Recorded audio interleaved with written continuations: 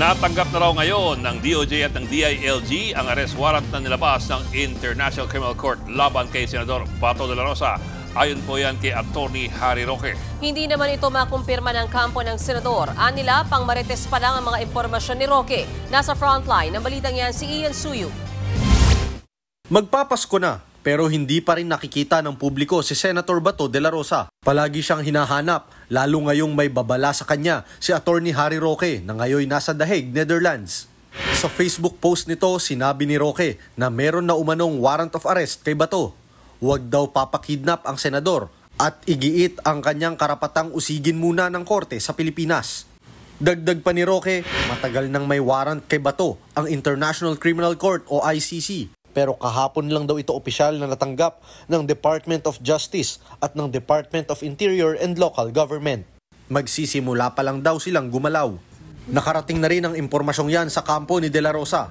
Sa programang Storycon sa One News, natanong tungkol dyan si Atty. Israelito Torion, abogado ni Bato. I know you're also close to Atty. Harry Roque, so na-confirm nyo na ba sa kanya that it's true and who his source is? Ang kanyang source is kanyang kaibigan daw eh. Parang second information lang din. Bottom line, marites pa rin lahat.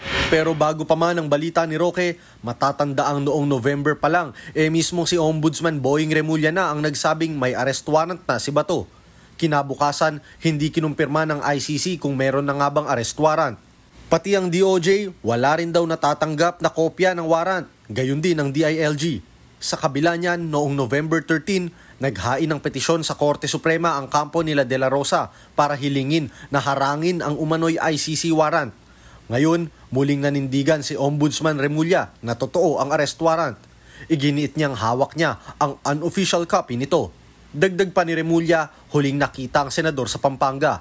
Pero sabi ni Torion, bluff yan ni Remulla. Alam mo naman si Ombudsman Remulla, lahat ng information nandyan sa kanya. Pero kung tatanungin mo, ayaw ibigay.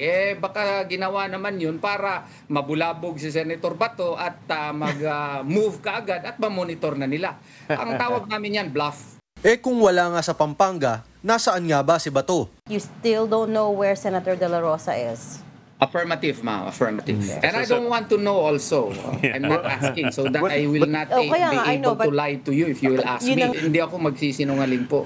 Sakali namang totoo ngang may arrest warrant na kay De La Rosa at makukulong siya sa The Hague kasama ang dating Pangulo, sana raw ay payagan si Bato na makapag-participate sa posibleng impeachment laban kay Vice President Sara Duterte. I do hope and pray that if such happens, Senator Bato would still be allowed to participate in any impeachment proceedings against the Vice President of the Republic of the Philippines. Sa kabila niyan, hindi muna nagkomento ang ICC sa mga anilay espekulasyon.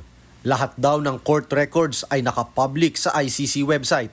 Maging ang abogado ni dating Pangulong Rodrigo Duterte na si Atty. Nicholas Kaufman, wala raw impormasyon sa umano'y arrest warrant kay Bato de la Rosa. Nagbabalita mula sa Frontline, Ian Suyu, News 5. Mga kapatid, Ed Lingaw po, maging maalam at may pakialam sa mga napapanahong balita sa ating bansa.